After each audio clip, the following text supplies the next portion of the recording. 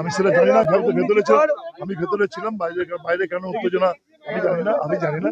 সমর্থকরা থাকলে সব স্লোগান হয়, জয় শ্রীরামও কারোর প্যাটার্নাল প্রপার্টি না, বা জয় বাংলা জয় বাংলা বললে কারোর রাগ করার কথা না, আর জয় শ্রীরাম বললে রাগ করার কথা না। জয় শ্রীরামকে বাজারে নিয়ে আসা তো আমার বিরোধী, কারণ আমি হিন্দু ব্রাহ্মণ।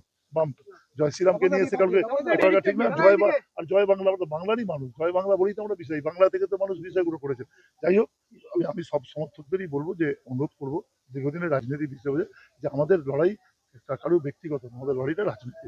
এখানে যেন কারোর কোনো রকম বিষয়টা না হয়, কেউ যেন বিষয়টা না হয়। কেন এটা হবে? আমি দেখলাম তো, সুন্দর শৃঙ্খলাবদ্ধ আমরা গেছি, ওনারটাও উনি যাবেন, কোনো ব্যাপার না। যদি কোনো জায়গায় কারোর কোনো মনে ক্ষুণ্ণ হয়ে থাকেন, আমি বলবো যেন এইটা যেন না হয়। আমি আমার সমর্থকদের স্ট্যান্ড করবো না, আমি বেরোলাম, আমাকে তো জয় শ্রীরাম বললো, ভালোই হলো। রাম মানে আমরা কি বলি? রাম মানে বিপদ থেকে মুক্ত করবো। ওরা বলবে যে তাপস থেকে জিতে যায়, রাম বললো, অসুবিধা কি?